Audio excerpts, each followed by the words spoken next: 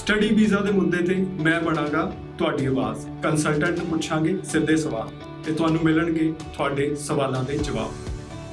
ਸਤਿ ਸ਼੍ਰੀ ਅਕਾਲ, ਸਵਾਗਤ ਹੈ ਜੀ ਅੱਜ ਦੇ ਇਸ ਖਾਸ ਸ਼ੋਅ ਦੇ ਵਿੱਚ।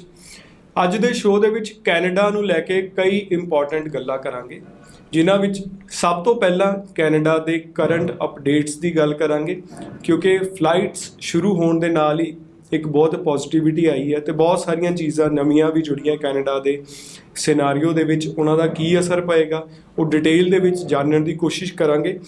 ਇਸ ਤੋਂ ਇਲਾਵਾ ਸਭ ਤੋਂ ਵੱਡਾ ਮਸਲਾ ਐਡਮਿਸ਼ਨ ਦਾ। ਐਡਮਿਸ਼ਨ ਈਜ਼ੀਲੀ ਮਿਲੂਗੀ ਨਹੀਂ ਮਿਲੂਗੀ, ਕਿਹੜੀਆਂ ਚੀਜ਼ਾਂ ਦਾ ਧਿਆਨ ਰੱਖਿਆ ਜਾਵੇ, ਜਨਵਰੀ ਇਨਟੇਕ 'ਚ ਮਿਲੂਗੀ ਜਾਂ ਆਉਣ ਵਾਲੇ ਕਿਸੇ ਨੈਕਸਟ ਇਨਟੇਕ 'ਚ ਐਡਮਿਸ਼ਨ ਮਿਲ ਸਕਦੀ ਹੈ, ਕਿਹੜੇ ਸਟੂਡੈਂਟ ਨੂੰ ਕਿੰਨੀ ਕੁ ਦੇਰ ਤੱਕ ਅਪਲਾਈ ਕਰ ਦੇਣਾ ਚਾਹੀਦਾ, ਇਹ ਸਾਰੀਆਂ ਚੀਜ਼ਾਂ ਵੀ ਬਹੁਤ ਡਿਟੇਲ ਦੇ ਵਿੱਚ ਡਿਸਕਸ ਕਰਾਂਗੇ। ਸਭ ਤੋਂ ਪਹਿਲਾਂ ਮੈਂ ਸਵਾਗਤ ਕਰਦਾ ਅੱਜ ਦੇ ਸਾਡੇ ਗੈਸਟ ਵੀਜ਼ਾ ਆਫਿਸ ਦੇ ਮੈਨੇਜਿੰਗ ਡਾਇਰੈਕਟਰ ਰਣਜੀਤ ਸਿੰਘ ਬਾਲ ਹੋਣਾ ਦਾ। ਸਵਾਗਤ ਹੈ ਜੀ। ਧੰਨਵਾਦ ਜੀ। ਪ੍ਰੋਗਰਾਮ ਦੇਖ ਰਹੀ ਸਾਰੀ ਆਡੀਅנס ਨੂੰ ਸਤਿ ਸ੍ਰੀ ਅਕਾਲ ਜੀ। ਸੋ ਰਣਜੀਤ ਜੀ, ਸਭ ਤੋਂ ਪਹਿਲਾਂ ਗੱਲ ਕਰ ਲੈਂਦੇ ਹਾਂ ਕਰੰਟ ਅਪਡੇਟਸ ਦੀ। ਅੱਜ ਦੀ ਡੇਟ ਦੇ ਵਿੱਚ ਪਿਛਲੇ 10-15 ਦਿਨਾਂ ਦੇ ਦੌਰਾਨ ਕੈਨੇਡਾ ਨੂੰ ਲੈ ਕੇ ਕਿਹੜੀਆਂ-ਕਿਹੜੀਆਂ ਨਵੀਆਂ ਚੀਜ਼ਾਂ ਹੋਈਆਂ, ਮੈਂ ਚਾਹੂੰਗਾ ਕਿ ਉਹ ਸਾਰੀਆਂ ਡਿਟੇਲ ਦੇ ਵਿੱਚ ਸਟੂਡੈਂਟਸ ਨੂੰ ਦੱਸੀਆਂ ਜਾਣ ਤੇ ਉਹਨਾਂ ਦਾ ਕੀ ਇੰਪੈਕਟ ਹੋਇਆ ਇਹ ਵੀ ਡਿਸਕਸ ਕਰੀਏ। ਹਾਂ ਬਿਲਕੁਲ ਜੀ। ਅਗਰ ਅਪਡੇਟ ਦੀ ਗੱਲ ਕਰੀਏ ਦੀਪਕ ਜੀ, ਤਾਂ ਪਿਛਲੇ 10-15 ਦਿਨ 'ਚ ਅਗਰ ਗੱਲ ਕਰੀਏ ਤਾਂ ਇੱਕ ਹੀ ਮੇਜਰ ਅਪਡੇਟ ਹੈ ਜਿਹਨੂੰ ਆਪਾਂ ਕਹਿ ਸਕਦੇ। ਉਹ ਮੇਜਰ ਅਪਡੇਟ ਹੈ ਕੈਨੇਡਾ ਦਾ ਡਾਇਰੈਕਟ ਟਰੈਵਲ ਸਟਾਰਟ ਹੋਣਾ, ਜੋ ਕਿ ਕੁਛ ਜਿਹੜਾ ਇੱਕ ਵੀਕ ਪਹਿਲਾਂ ਜੇ ਗੱਲ ਕਰੀਏ 10 ਕੁ ਦਿਨ ਹੋ ਗਏ ਨੇ ਸਟਾਰਟ ਹੋਏ ਨੂੰ। ਤਾਂ ਉਹੀ ਇੱਕ ਜਿਹੜੀ ਮੇਜਰ ਅਪਡੇਟ ਹੈ ਕਿ ਕੈਨੇਡਾ ਨੇ ਸਤੰਬਰ ਐਂਡ ਦੇ ਵਿੱਚ ਆ ਕੇ ਆਪਣਾ international travel direct from India ਉਹ ਸਟਾਰਟ ਕਰਤਾ ਸੀ। ਇਹ ਬਹੁਤ ਵੱਡੀ ਅਪਡੇਟ ਹੈ, ਇਹਨੂੰ ਆਪਾਂ ਛੋਟੀ ਅਪਡੇਟ ਨਹੀਂ, ਇਹ 10 ਦੇ ਬਰਾਬਰ ਇੱਕ ਅਪਡੇਟ ਹੈ। ਰੀਜ਼ਨ ਇਹ ਹੈ ਕਿ ਜਿਹੜੇ ਬੱਚੇ ਟਰੈਵਲ ਕਰਨਾ ਚਾਹੁੰਦੇ ਸੀਗੇ, ਜਿਨ੍ਹਾਂ ਦੋਸਤਾਂ ਨੂੰ ਨਹੀਂ ਪਤਾ ਮੈਂ ਦੱਸਦਾ, ਉਹਨਾਂ ਨੂੰ ਇਨਡਾਇਰੈਕਟ ਰੂਟ ਲੈਣਾ ਪੈਂਦਾ ਸੀ। ਮਤਲਬ ਜਾਂ ਤਾਂ ਇੱਥੋਂ ਆਪਾਂ ਨੂੰ ਮਾਲਦੀਵ ਜਾਣਾ ਪੈਂਦਾ ਸੀਗਾ, ਜਾਂ ਯੂਕਰੇਨ ਜਾਣਾ ਪੈਂਦਾ ਸੀ, ਜਾਂ ਹੋਰ ਕੰਟਰੀ ਦੇ ਵਾਇਆ ਰੂਟ ਲੈ ਕੇ ਮੈਕਸੀਕੋ ਤੋਂ ਜਾ ਕੇ ਐਕਸਟਰਾ ਪੈਸੇ ਖਰਚ ਕਰਕੇ 2-2.5-3 ਲੱਖ ਰੁਪਇਆ ਖਰਚ ਕਰਕੇ ਕੈਨੇਡਾ ਪਹੁੰਚਣ ਦਾ, ਇਹ ਫੀਸ ਨਹੀਂ ਮੈਂ ਕਹਿ ਰਿਹਾ, ਕੈਨੇਡਾ ਪਹੁੰਚਣ ਦਾ ਖਰਚਾ 2.5-3 ਲੱਖ ਹੋ ਜਾਂਦਾ ਸੀ ਇੱਕ ਟਿਕਟ ਇੱਕ ਪਾਸੇ ਦੀ। ਉਹ ਜਿਹੜੀ ਕਾਸਟ ਆ 50% ਤੋਂ ਥੱਲੇ ਆ ਗਈ। ਕਿਉਂਕਿ ਡਾਇਰੈਕਟ ਫਲਾਈਟਾਂ ਸਟਾਰਟ ਹੋ ਗਈਆਂ। ਬਾਕੀ ਜੇ ਗੱਲ ਕਰੀਏ ਫਲਾਈਟ ਦੇ ਨਾਲ ਹੁਣ ਟਰੈਵਲ ਚੱਲ ਰਿਹਾ। ਕੋਵਿਡ ਦਾ ਟੈਸਟ ਤੁਸੀਂ ਦਿੱਲੀ ਜਿਹੜਾ 에ਅਰਪੋਰਟ ਹੈ ਉੱਥੇ ਜਾ ਕੇ ਕਰਨਾ, ਇੰਟਰਨੈਸ਼ਨਲ 에ਅਰਪੋਰਟ ਦੀ ਵੈਬਸਾਈਟ ਤੇ ਚਲੇ ਜਾਓ, ਉੱਥੇ ਕੋਵਿਡ ਦਾ ਟੈਸਟ ਤੁਸੀਂ ਬੁੱਕ ਕਰ ਸਕਦੇ ਹੋ, ਜਿਹੜਾ 18 ਘੰਟੇ ਦੇ ਅੰਦਰ ਹੋਣਾ ਚਾਹੀਦਾ, ਇਸ ਤੋਂ ਪੁਰਾਣਾ ਨਹੀਂ ਹੋਣਾ ਚਾਹੀਦਾ। ਗਾਈਡਲਾਈਨ ਹੈ ਟਰੈਵਲ ਵਾਸਤੇ ਜੇ ਆਪਾਂ ਕੈਨੇਡਾ ਦੀ ਗੱਲ ਕਰੀਏ, ਕਿਉਂਕਿ ਟੈਸਟ ਨੂੰ ਲੈ ਕੇ ਕੈਨੇਡਾ ਥੋੜੀ ਪ੍ਰੋਬਲਮ ਸੀਗੀ ਕਿ ਉਹ ਅਥੈਂਟਿਸਿਟੀ ਜੇ ਆਪਾਂ ਗੱਲ ਕਰੀਏ ਉੱਤੇ ਪ੍ਰੋਬਲਮ ਸੀ, ਤਾਂ ਉਹਨਾਂ ਨੇ ਇਹਦਾ ਹੱਲ ਕੱਢ ਲਿਆ ਕਿ ਦਿੱਲੀ 에ਅਰਪੋਰਟ ਤੋਂ ਹੀ ਤੁਸੀਂ ਟੈਸਟ ਕਰਾਉਣਾ, ਜਿੰਨੇ ਕੈਨੇਡਾ ਜਿਹੜਾ ਬਾਕੀ ਕੰਟਰੀ ਲਈ ਚੱਲ ਰਿਹਾ, ਯੂਕੇ ਜਾਂ ਬਾਕੀ ਕੰਟਰੀਆਂ ਵਾਸਤੇ। ਹੁਣ ਇੱਕ ਦੇਰ 'ਚ ਫਿਰ ਰਿਪੋਰਟ ਆ ਜਾਂਦੀ ਹੈ ਜਦੋਂ 에ਅਰਪੋਰਟ ਤੋਂ ਟੈਸਟ ਕਰਾਉਂਦੇ ਆ ਦੀਪਕ ਜੀ? ਉੱਥੇ ਦੋ ਚੀਜ਼ਾਂ ਨੇ, ਇੱਕ ਤਾਂ ਰੈਪਿਡ ਦੇ ਅੰਡਰ ਤੁਸੀਂ ਕਰ ਸਕਦੇ ਹੋ, ਤੁਹਾਡੀ ਰਿਪੋਰਟ ਜਿਹੜੀ ਆ ਉਹ 1-1.5 ਘੰਟੇ ਦੇ ਅੰਦਰ ਆ ਜਾਂਦੀ ਹੈ। ਉਹਦੇ ਪੈਸੇ ਤੁਹਾਨੂੰ ਜ਼ਿਆਦਾ ਲੱਗਦੇ ਨੇ, 4000 ਲੱਗ ਜਾਂਦਾ। ਜੇ ਨਾਰਮਲ ਆਪਾਂ ਗੱਲ ਕਰੀਏ ਤਾਂ 500 ਉਹਦੀ ਫੀਸ ਹੈ, ਉਹਦੀ ਰਿਪੋਰਟ ਜਿਹੜੀ 8 ਤੋਂ 10 ਘੰਟੇ ਲੈ ਸਕਦੀ। ਮਤਲਬ ਕਹਿਣ ਦਾ ਕਿ ਤੁਸੀਂ ਸਿੰਪਲ ਵੀ ਅਗਰ ਸੋਚੋ, ਸਿੰਪਲ ਲਫ਼ਜ਼ਾਂ ਦੇ ਵਿੱਚ, ਜੇ ਤੁਸੀਂ ਜ਼ਿਆਦਾ ਪੈਸੇ ਨਹੀਂ ਲਾਣੇ, 500,000 ਤੇ ਟੈਸਟ ਕਰਾਉਣਾ, ਤੁਸੀਂ 에ਅਰਪੋਰਟ ਪਹੁੰਚ ਜਾਣਾ ਐਟਲੀਸਟ 20 ਘੰਟੇ ਪਹਿਲਾਂ। ਆਪਣੀ ਅਪਾਇੰਟਮੈਂਟ ਬੁੱਕ ਕਰ ਲਿਓ, ਜਾ ਕੇ ਤੁਸੀਂ ਜਿਹੜਾ 18 ਘੰਟੇ, ਜਿੱਦਾਂ ਹੀ 18 ਘੰਟੇ ਦੇ ਅੰਦਰ ਦੀ ਅਪਾਇੰਟਮੈਂਟ ਹੋਣੀ ਚਾਹੀਦੀ ਹੈ, ਤਾਂ ਤੁਹਾਡੇ ਬੋਰਡਿੰਗ ਤੋਂ 3-4 ਘੰਟੇ ਪਹਿਲਾਂ ਤੁਹਾਨੂੰ ਰਿਪੋਰਟ ਜਿਹੜੀ ਹੈ ਉਹ ਮਿਲ ਜਾਣੀ, ਲੇਟ ਤੋਂ ਲੇਟ। ਮਤਲਬ ਸਿਸਟਮ ਚੱਲ ਰਿਹਾ। ਸੋ ਇਹ ਜਿਹੜਾ ਅਪਡੇਟ ਜਿਹੜੀ ਮੇਜਰ ਸੀਗੀ, ਜਿਹੜੀ ਆਪਾਂ ਗੱਲ ਕਰੀ ਕੈਨੇਡਾ ਦੀ, ਹੁਣ ਸ਼ੋਅ ਚੱਲ ਰਿਹਾ। ਤੁਸੀਂ ਅਗਰ ਸ਼ੋਅ ਦੇ ਦੌਰਾਨ ਕਾਲ ਕਰਨਾ ਚਾਹੁੰਦੇ ਹੋ ਜਾਂ ਸਟੂਡੈਂਟ ਵੀਜ਼ਾ ਦੀ ਐਪਲੀਕੇਸ਼ਨ ਨੂੰ ਲੈ ਕੇ ਕੋਈ ਸਵਾਲ ਹੁੰਦਾ ਤੁਹਾਡਾ, ਤਾਂ ਤੁਸੀਂ 90-410 90-410 ਤੇ ਸ਼ੋਅ ਦੇ ਦੌਰਾਨ ਵੀ, ਸ਼ੋਅ ਤੋਂ ਬਾਅਦ ਵੀ ਕਾਲ ਕਰ ਸਕਦੇ ਹੋ। ਕੋਈ ਵੀ ਕੁਐਸਚਨ ਹੈ ਤਾਂ ਡਾਇਰੈਕਟ ਜਿਹੜਾ ਆਪਣਾ ਪ੍ਰੋਫਾਈਲ, ਸਪੈਸ਼ਲੀ ਮੈਂ ਰਿਕੁਐਸਟ ਕਰਾਂਗਾ, ਅਪਡੇਟ ਅਸੀਂ ਸ਼ੇਅਰ ਕਰਦੇ ਰਹਿੰਦੇ ਹਾਂ, ਜਿਨ੍ਹਾਂ ਨੇ ਪ੍ਰੋਫਾਈਲ ਡਿਸਕਸ ਕਰਨਾ ਸਟੂਡੈਂਟ ਜਿਹੜੇ ਪਾਰਟਿਕੂਲਰ ਨੇ, ਤਾਂ ਪਲੀਜ਼ ਤੁਸੀਂ 90-410 90-410 ਤੇ ਨਾਲ ਦੀ ਨਾਲ ਕਾਲ ਕਰ ਸਕਦੇ ਹੋ। ਤੇ ਇਸ ਤੋਂ ਬਾਅਦ ਆਪਾਂ ਅਗਲੇ ਇਨਟੇਕ ਦੀ ਗੱਲਬਾਤ ਜਿਹੜੀ ਹੈ ਉਹ ਵੀ ਕੰਟੀਨਿਊ ਰੱਖਾਂਗੇ। ਸੋ ਸਟੂਡੈਂਟਸ, ਐਡਮਿਸ਼ਨ ਦੀ ਗੱਲ ਕਰਾਂਗੇ ਇਸ ਪਾਰਟ 'ਚ ਸ਼ੋਅ ਦੇ। ਐਡਮਿਸ਼ਨ ਦੇ ਬਹੁਤ ਸਾਰੇ ਐਸਪੈਕਟ ਨੇ, ਕਿਹੜੇ ਇਨਟੇਕ 'ਚ ਤੁਸੀਂ ਐਡਮਿਸ਼ਨ ਲਓ, ਉਸ ਤੋਂ ਇਲਾਵਾ ਕਿਹੜੇ ਪ੍ਰੋਵਿੰਸ 'ਚ ਜਾਇਆ ਜਾਵੇ, ਇਹ ਵੀ ਅੱਜ ਦੀ ਡੇਟ ਦੇ ਵਿੱਚ ਇੰਪੋਰਟੈਂਟ ਹੈ, ਕਿਉਂਕਿ ਬਹੁਤ ਸਾਰੇ ਸਟੂਡੈਂਟ ਕਈ ਪ੍ਰੋਵਿੰਸ ਦੇ ਖਾਸ ਫਾਇਦੇ ਨੇ, ਉਹਨਾਂ ਨੂੰ ਹਜੇ ਪੂਰੀ ਨੌਲੇਜ ਨਹੀਂ ਹੁੰਦੀ ਉਸ ਚੀਜ਼ ਦੀ, ਉਹ ਵੀ ਜਾਣਨ ਦੀ ਕੋਸ਼ਿਸ਼ ਕਰਾਂਗੇ। ਤੇ ਸਭ ਤੋਂ ਪਹਿਲਾਂ ਰਣਜੀਤ ਜੀ, ਮੈਂ ਜਾਣਨਾ ਚਾਹੂੰਗਾ ਕਿ ਜਨਵਰੀ ਇਨਟੇਕ ਇਮੀਡੀਏਟਲੀ ਜਿਹੜਾ ਆਉਣ ਜਾ ਰਿਹਾ, ਜਨਵਰੀ ਇਨਟੇਕ 'ਚ ਜਾਣਾ ਚਾਹੀਦਾ, ਜਾਂ ਕੁਝ ਕੈਟੇਗਰੀ ਦੇ ਸਟੂਡੈਂਟ ਇਹੋ ਜਿਹੇ ਵੀ ਨੇ ਜਿਹੜੇ ਜਦੋਂ ਤੁਹਾਡੇ ਕੋਲ ਆਉਂਦੇ ਨੇ ਤਾਂ ਤੁਸੀਂ ਉਹਨਾਂ ਨੂੰ ਸੁਜੈਸਟ ਕਰਦੇ ਹੋ ਕਿ ਉਹ ਜਨਵਰੀ ਨਾ ਅਪਲਾਈ ਕਰਨ, ਉਹ ਅਗਲੇ ਇਨਟੇਕ 'ਚ ਅਪਲਾਈ ਕਰਨ, ਜਾਂ ਫਿਰ ਇਹ ਜਿਹਾ ਵੀ ਕੁਝ ਸਿਨਾਰੀਓ ਹੁੰਦਾ ਕਿ ਦੋਨੋਂ ਇਨਟੇਕ 'ਚ ਕਿਤੇ ਨਾ ਕਿਤੇ ਆਫਰ ਲੈਟਰ ਲੈ ਕੇ ਰੱਖਣੀ ਚਾਹੀਦੀ ਹੈ? ਮੈਂ ਥੋੜਾ ਟੋਕਾਂਗਾ, ਤੁਹਾਨੂੰ ਕਾਲ ਆ ਰਹੀ ਹੈ, ਆਪਾਂ ਕਾਲ ਵੀ ਅਟੈਂਡ ਕਰ ਲਈ, ਫਿਰ ਮੈਂ ਜਨਵਰੀ ਇਨਟੇਕ ਨੂੰ ਲੈ ਕੇ ਤੁਹਾਡੇ ਸਵਾਲ ਦਾ ਆਨਸਰ ਦਵਾਂਗਾ। ਸਤਿ ਸ੍ਰੀ ਅਕਾਲ ਜੀ, ਵੀਜ਼ਾ ਆਫਿਸ ਲਾਈਵ ਸਵਾਗਤ ਹੈ ਜੀ। ਹਾਂਜੀ ਸਰ, ਸਤਿ ਸ਼੍ਰੀ ਅਕਾਲ ਜੀ। ਵੀਜ਼ਾ ਆਫਿਸ ਤੋਂ ਗੱਲ ਕਰ ਰਹੇ ਹਾਂਜੀ ਹੋ? ਹਾਂਜੀ ਬਿਲਕੁਲ ਜੀ, ਲਾਈਵ ਕਾਲ ਹੈ ਮੈਡਮ, ਸਵਾਲ ਪੁੱਛੋ ਜੀ। ਠੀਕ ਹੈ ਜੀ ਸਰ, ਆਪਣਾ ਮੈਂ +2 ਕੀਤੀ ਸੀ 2015 ਵਿੱਚ। ਠੀਕ ਹੈ, 15 ਪਲੱਸ 2 ਕੀਤੀ। ਓਵਰਆਲ ਮੇਰੇ 70 ਸਰ, ਓਵਰਆਲ ਮੇਰੇ 75 ਸੀ, ਇੰਗਲਿਸ਼ ਮੇਰੇ 65 ਸੀ ਜੀ।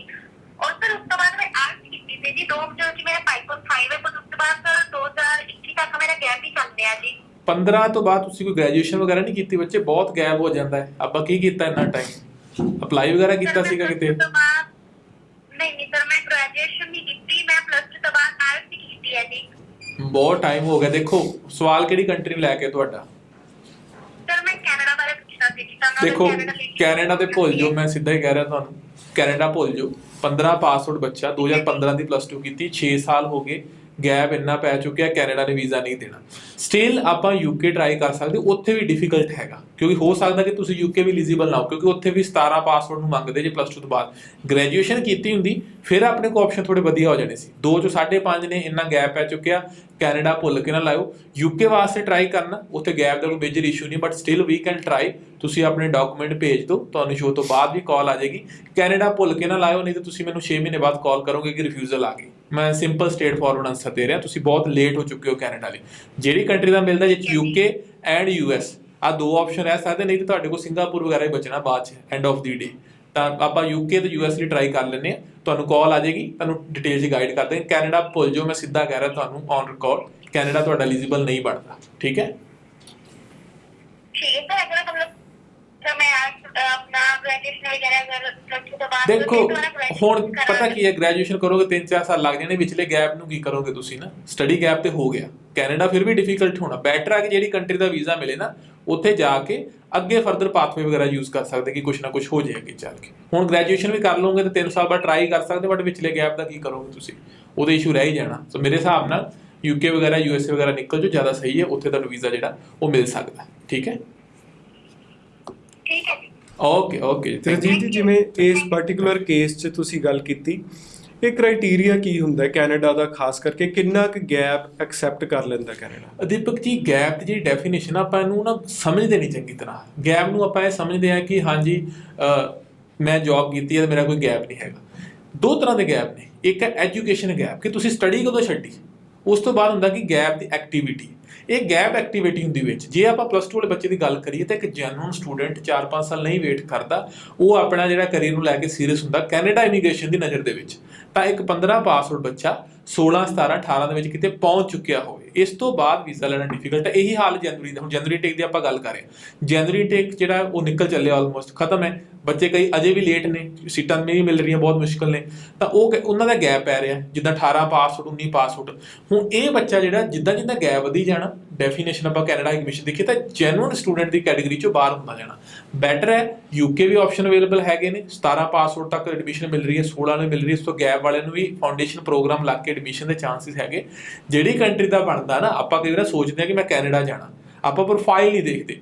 ਜਿਹੜੀ ਕੰਟਰੀ ਦੀ ਐਲੀਜੀਬਿਲਟੀ ਬਣਦੀ ਅਸੀਂ ਉੱਥੇ ਗਾਈਡ ਕਰਾਂਗੇ ਕਿ ਅਸੀਂ, ਕਿਉਂਕਿ ਅਸੀਂ ਵੀਜ਼ਾ ਤੇ ਕੰਮ ਕਰਨਾ, ਅਸੀਂ ਸਿਰਫ ਫਾਈਲ ਨਹੀਂ ਲਗਾਣੀ ਕਿ 10 ਕੇਸ ਲਾਵਾਂਗੇ, 2 ਦੇ ਆ ਜਾਣਗੇ, 3 ਦੇ ਆ ਜਾਣਗੇ। ਨਹੀਂ, ਅਸੀਂ ਤੁਹਾਨੂੰ ਸਿੱਧਾ ਦੱਸਣਾ ਕਿ ਇੱਥੇ ਵਾਸਤੇ ਤੁਹਾਡਾ ਵੀਜ਼ਾ ਆ ਸਕਦਾ, ਜਿੱਥੇ ਵੀਜ਼ਾ ਆ ਸਕਦਾ ਉੱਥੇ ਲਗਾਓਗੇ, ਠੀਕ ਹੈ। ਨਹੀਂ ਤਾਂ ਤੁਸੀਂ 6 ਮਹੀਨੇ ਬਾਅਦ ਵੀ ਆਨੇ। ਮੇਰੇ ਕੋਲ ਕਲਾਇੰਟ ਆਉਂਦੇ ਆ, ਸਾਰੇ ਗੱਲ ਨਹੀਂ ਮੰਨਦੇ, ਕਿਉਂਕਿ ਸ਼ੁਰੂ 'ਚ ਬੰਦੇ ਨੂੰ ਲੱਗਦਾ ਹੁੰਦਾ ਕਿ ਮੈਂ ਕੈਨੇਡਾ ਜਾਣਾ। ਕੈਨੇਡਾ ਮੈਂ ਦੱਸ ਦਿੰਦਾ ਕਿ ਨਹੀਂ ਲੱਗਣਾ, ਬੱਚੇ ਜਾਣਦੇ ਕਿ ਚਲੋ ਸ਼ਾਇਦ ਇਹਨਾਂ ਨੇ ਲਾਣਾ ਨਹੀਂ ਸਾਡਾ, ਕਿਤੇ ਹੋਰ ਲਾਉਂਦੇ ਤੇ ਰਿਫਿਊਜ਼ਲ ਲੈ ਕੇ ਆਉਂਦੇ। ਇੱਕ ਸਿਨਾਰੀਓ ਹੁੰਦਾ ਕਿ ਜਿਵੇਂ ਤੁਸੀਂ ਮਨਾ ਕਰਤਾ ਤਾਂ ਬਹੁਤ ਸਾਰੇ ਏਜੰਟ ਸ਼ਾਇਦ ਹਾਂ ਵੀ ਕਰ ਦਿੰਦੇ ਹੋਣ। ਦੇਖੋ ਵੈਰੀ ਓਬਵੀਅਸ ਹੈ, ਤਾਂ ਹੀ ਮੈਂ ਤੁਹਾਨੂੰ ਦੱਸਿਆ ਕਿ ਹਰ ਇੱਕ ਨੇ ਹੋਣਾ। ਕਿਸੇ ਨੇ ਕਹਿਣਾ ਕਿ ਠੀਕ ਹੈ ਮੇਰੇ ਐਡਵਾਂਸ ਆ ਚਾਰਜ ਨਹੀਂ ਪੇ ਕਰ ਦੋ, ਮੈਂ ਫਾਈਲ ਲਾ ਦਿੰਦਾ। ਅਗਲੇ ਨੇ ਆਪਣੀ ਫੀਸ ਲੈ ਲਈ, ਬਟ ਵੀਜ਼ਾ ਤੇ ਨਹੀਂ ਕੰਮ ਕੀਤਾ, ਸਿਰਫ ਫਾਈਲ ਲਾਉਣ ਤੇ ਕੰਮ ਕੀਤਾ।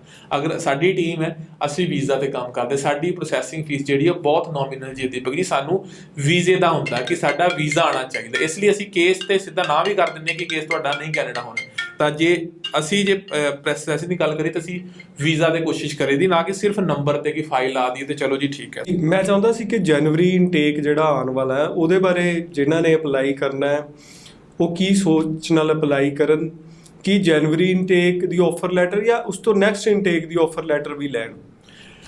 ਦੀਪਕ ਜੀ, ਜਨਵਰੀ ਇਨਟੇਕ ਉਹੀ ਲਗਾ ਸਕਦਾ ਹੁਣ ਜਿਹਦੇ ਬਾਇਓਮੈਟ੍ਰਿਕ ਹੋ ਚੁੱਕੇ ਨੇ। ਕਿਉਂਕਿ ਹੁਣ ਬਾਇਓਮੈਟ੍ਰਿਕ ਦਾ ਸਲੋਟ ਨਹੀਂ ਮਿਲਣਾ। ਆਪਾਂ ਜਨਵਰੀ ਦਾ ਰਿਜ਼ਲਟ ਵੀ ਲੈਣਾ ਨਾ, ਆਪਾਂ ਫਾਈਲ ਥੋੜੀ ਲੈਣੀ। 2-4 ਕਾਲਜ ਹੈਗੇ ਨੇ ਜੇ ਜਨਵਰੀ ਦੀ ਐਡਮਿਸ਼ਨ ਦਿੰਦੇ, ਪਰ ਹੁਣ ਤੁਹਾਨੂੰ ਅਪਾਇੰਟਮੈਂਟ ਜੇ ਦਸੰਬਰ ਦੀ ਨਹੀਂ ਮਿਲੂਗੀ। ਜਨਵਰੀ ਤੇ ਕਲਾਸਾਂ ਸਟਾਰਟ ਹੈ। ਜਨਵਰੀ ਉਹ ਬੱਚਾ ਲਾਵੇ ਜਿਹਦਾ ਜਾਂ ਤੇ ਪਹਿਲਾਂ ਰਿਫਿਊਜ਼ਲ ਆ ਚੁੱਕਿਆ ਜਾਂ ਕੋਈ ਵਿਜ਼ਟਰ ਵੀਜ਼ਾ 'ਚ ਉਹਦੇ ਬਾਇਓਮੈਟ੍ਰਿਕ ਹੋ ਚੁੱਕੇ ਸੀਗੇ, ਉਹ ਜਨਵਰੀ ਲਾ ਸਕਦੇ, ਕਿਉਂਕਿ ਉਹਨਾਂ ਦੇ ਬਾਇਓਮੈਟ੍ਰਿਕ ਨਹੀਂ ਹੋਣੇ। ਅੱਜ ਡਿਸਾਈਡ ਕਰੋ, ਅਕਤੂਬਰ 'ਚ ਫਾਈਲ ਲੱਗ ਗਈ, ਨਵੰਬਰ ਦਸੰਬਰ ਆਪਣੇ ਕੋਲ ਪਿਆ। ਰਣਜੀਤ ਜੀ ਸੌਰੀ ਮੈਂ ਟੋਕ ਰਿਹਾ ਤੁਹਾਨੂੰ, ਬਾਇਓਮੈਟ੍ਰਿਕ ਪੁਰਾਣੇ ਨਹੀਂ ਹੁੰਦੇ?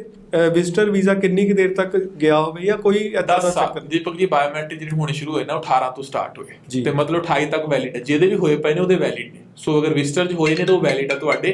ਉਹਦੇ ਜਿਹੜਾ ਕੋਈ ਵੀ ਇਸ਼ੂ ਜਿਹੜਾ ਬਾਇਓਮੈਟ੍ਰਿਕ ਨੂੰ ਲੈ ਕੇ ਜਿਹੜਾ ਉਹਦੇ ਵਿੱਚ ਨਹੀਂ ਆਉਂਦਾ। ਸੋ ਦੀਪਕ ਜੀ ਮੈਂ ਕੋਸ਼ਿਸ਼ ਕਰਾਂਗਾ ਕਿ ਆਪਾਂ ਇੱਕ ਕਾਲ ਜਿਹੜੀ ਅਟੈਂਡ ਹੋਰ ਕਰ ਲਈਏ। ਹੈਲੋ, ਸਤਿ ਸ਼੍ਰੀ ਅਕਾਲ ਜੀ, ਲਾਈਵ ਸ਼ੋਅ ਸਵਾਗਤ ਹੈ। ਸਤਿ ਸ਼੍ਰੀ ਅਕਾਲ ਜੀ। ਸਤਿ ਸ਼੍ਰੀ ਅਕਾਲ। ਕੰਫਰਮ ਕਰਨੀ ਸੀ ਆਪਣੀ ਨਾ। ਹਾਂਜੀ ਹਾਂਜੀ, ਕਨਫਰਮ ਕਰੋ ਜੀ, ਕੀ ਪੁੱਛਣਾ ਚਾਹੁੰਦੇ ਹੋ? ਸਰ ਯੂਕੇ ਤੇ ਵੀ ਅਪਲਾਈ ਕਰਨਾ ਚਾਹੁੰਦੀ ਹਾਂ ਮੈਂ। ਠੀਕ ਹੈ ਜੀ, ਦੱਸੋ ਸਟੱਡੀ ਕੀ ਕੀਤੀ ਹੈ ਤੁਸੀਂ? ਸਰ ਪਲੱਸ 2 ਕੀਤੀ ਹੋਈ ਹੈ ਰੀਸੈਂਟਲੀ। ਰੀਸੈਂਟ ਪਾਸਆਊਟ 21 ਚ ਕੀਤੀ ਕਿ 20 ਚ? ਸਰ ਰੀਸੈਂਟਲੀ ਕੀਤੀ ਹੈ 21 ਚ ਹੈ ਰਿਜ਼ਲਟ ਤੁਹਾਡਾ। ਆਇਲਸ ਕੀਤਾ ਹੈ ਕਿ ਬਿਨਾਂ ਆਇਲਸ ਤੇ ਲਗਾ ਰਹੇ ਹੋ? ਸਰ ਵੀ ਡਾਊਟ ਅਲੇ ਕਰਨਾ ਹੈ। ਵਿਦਆਊਟ ਆਇਲਸ ਠੀਕ ਹੈ। ਯੂਕੇ ਹੋ ਸਕਦਾ। ਪਰਸੈਂਟ ਵਾਈਜ਼ ਸਕੋਰ ਕੀ ਹੈ ਤੁਹਾਡਾ? ਪਰਸੈਂਟੇਜ ਹਾਂਜੀ, ਪਲੱਸ 2 ਚ ਕਿੰਨੇ ਪਰਸੈਂਟ ਨੇ? 59 ਸਰ। 59 ਨੇ, ਠੀਕ ਹੈ। ਹੋ ਸਕਦਾ 60% ਹੁੰਦੇ ਆਪਣੇ ਕੋਲ, ਆਪਸ਼ਨ ਵਧੀਆ ਹੁੰਦੇ ਨੇ, ਬਟ ਠੀਕ ਹੈ। ਅੰਗਰੇਜ਼ੀ ਚ ਹੈਗੇ ਤੁਹਾਡੇ 60% ਤੋਂ ਉੱਪਰ? ਹਾਂਜੀ ਸਰ। ਹਾਂ ਠੀਕ ਹੈ, ਕੋਈ ਗੱਲ ਨਹੀਂ, ਹੋ ਜਾਏਗਾ ਯੂਕੇ ਦਾ। ਤੁਸੀਂ ਆਪਣਾ ਪ੍ਰੋਫਾਈਲ ਭੇਜ ਦਿਓ ਇੱਕ ਵਾਰੀ, ਠੀਕ ਹੈ। ਸੋ ਹੋ ਜਾਏਗਾ, ਪੋਸੀਬਲ ਹੈ ਬਿਲਕੁਲ। ਠੀਕ ਹੈ ਜੀ। ਜਲੰਧਰ ਤੇ ਅੰਮ੍ਰਿਤਸਰ ਤੁਸੀਂ ਆ ਕੇ ਮਿਲ ਸਕਦੇ ਹੋ, ਠੀਕ ਹੈ। ਸੋ ਤੁਸੀਂ ਕਾਲ ਕਰ ਲਓ, ਤੁਸੀਂ ਅਪਾਇੰਟਮੈਂਟ ਬਣਾ ਲਓ ਤੇ ਆ ਕੇ ਮੈਨੂੰ ਮਿਲ ਲਓ, ਕੋਈ ਇਸ਼ੂ ਨਹੀਂ, ਹੋ ਜਾਏਗਾ ਯੂਕੇ ਦਾ, ਠੀਕ ਹੈ। ਠੀਕ ਹੈ ਜੀ। ਓਕੇ ਸਰ ਜੀ। ਸੋ ਸਟੂਡੈਂਟਸ, ਉਮੀਦ ਹੈ ਕਿ ਅੱਜ ਦੇ ਸ਼ੋਅ ਦੇ ਵਿੱਚ ਜਿਹੜੀ ਡਿਸਕਸ਼ਨ ਕੀਤੀ ਤੁਹਾਡੇ ਲਈ ਬਹੁਤ ਵਰਥਵਾਈਲ ਸਾਬਿਤ ਹੋਏਗੀ। ਇਸ ਤੋਂ ਇਲਾਵਾ ਤੁਸੀਂ ਵੀਜ਼ਾ ਆਫਿਕ ਦੇ YouTube ਚੈਨਲ ਤੇ ਵੀ ਬਹੁਤ ਸਾਰੇ ਵੀਡੀਓਜ਼ ਨੇ ਜਿਨ੍ਹਾਂ ਦੇ ਵਿੱਚ ਡਿਟੇਲ ਦੇ ਵਿੱਚ ਚੀਜ਼ਾਂ ਡਿਸਕਸ ਕੀਤੀਆਂ ਗਈਆਂ ਨੇ। ਉੱਥੇ ਵਿਜ਼ਿਟ ਕਰਕੇ ਵੀ ਤੁਸੀਂ ਉਹ ਵੀਡੀਓਜ਼ ਦੇਖ ਸਕਦੇ ਹੋ। ਧੰਨਵਾਦ। ਧੰਨਵਾਦ ਜੀ। ਸਟੱਡੀ ਵੀਜ਼ਾ ਦੇ ਮੁੱਦੇ ਤੇ ਮੈਂ ਬਣਾਂਗਾ ਤੁਹਾਡੀ ਆਵਾਜ਼। ਕੰਸਲਟੈਂਟ ਨੂੰ ਪੁੱਛਾਂਗੇ ਸਿੱਧੇ ਸਵਾਲ ਤੇ ਤੁਹਾਨੂੰ ਮਿਲਣਗੇ ਤੁਹਾਡੇ ਸਵਾਲਾਂ ਦੇ ਜਵਾਬ।